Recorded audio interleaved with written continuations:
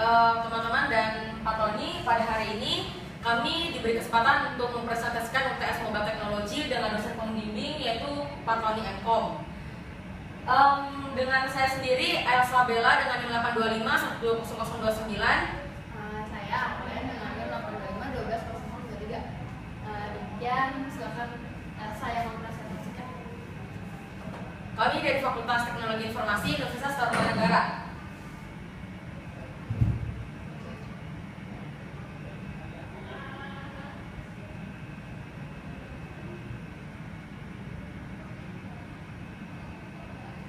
Nah, jadi kami menggunakan aplikasi yang namanya Packpoint.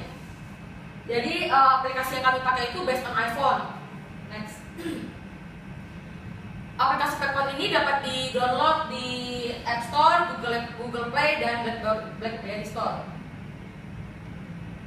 Nah, seller dan developer dari aplikasi ini adalah Wawo dan dapat dinikmati di BlackBerry Z10, iPhone, iPod Touch, iPad, dan di Samsung yang operating sistemnya paling rendah Jelly Bean. Jadi kalau misalnya operating sistem di bawah Jelly Bean nggak bisa mendownload aplikasi ini. Selain dari aplikasi Packpoint tersebut, si developer Wawo itu juga ada membuat aplikasi yang namanya Dreampoint. Nah, jadi aplikasi ini tuh termasuk aplikasi yang baru dirilis tanggal 15 Juli 2014 dengan memiliki dua upgradean. Upgrade yang pertama tanggal 4 Agustus 2014 dan upgrade yang kedua 22 Agustus 2014. Nah, jadi secara kasar sih apa tuh Packpoint? Jadi tuh Packpoint berguna sebenarnya buat orang-orang yang suka berpergian keluar kota maupun keluar negeri. Jadi itu gunanya sebagai reminder untuk checklist barang-barang yang akan dibawa pergi ke luar negeri maupun luar kota. Selanjutnya akan dipresentasikan oleh teman saya mengenai tahap-tahap menggunakan aplikasi ini.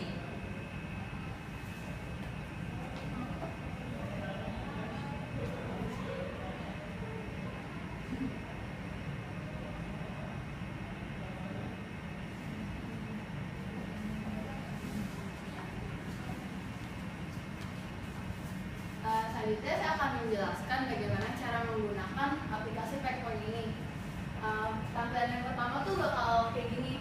Terus yang pertama pilih dulu mau kemananya, lalu misalnya kita ketik Singapura gitu. Terus yang di bawahnya itu tanggalnya itu sama next bulannya. Lalu di bawah bulan ada berapa hari perginya tuh buat berapa hari gitu. Itu dipilih contohnya 2 hari. Lalu di bawahnya kan ada bisnis sama leisure, ada buat kayak buat bisnis sama kayak buat jalan-jalan gitu. Lalu ini kan dipilihnya contohnya yang leisure. Aktivitasnya ini kita bisa pilih misalnya mau swimming, fotografi, beach, terus kalau misalnya yang ada bayi gitu, perlengkapan bayinya gitu bisa dicentang. Lalu yang bawah ini yang repair basic sama laundry, bedanya itu mungkin di bagian yang pakaian dalam gitu sih. Kalau misalkan yang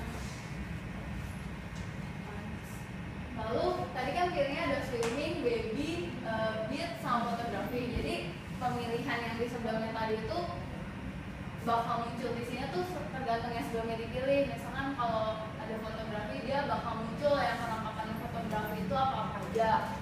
Terus next, kalau misalkan kita sambil packing sambil lihat ini gitu, kalau misalnya dimasukin di checklist gitu. Next. Lalu kalau untuk yang bisnis bedanya sama yang leisure tadi, bisnis tuh benar-benar buat bisnis doang, itu buat working, terus internasional, bisnis casual, atau yang bisnis formal. Next. Sebelumnya saya. Lalu yang di bawahnya ini kita coba recap basic. Apa bedanya sama yang laundry tadi? Next. Bedanya itu di bagian itu tuh yang ada kotak yang dimerahinnya itu. Kalau misalkan repeat basics itu biasanya dia bakal bawain recommendnya itu lebih banyak baju-bajunya 2 atau 3 piece gitu. Next.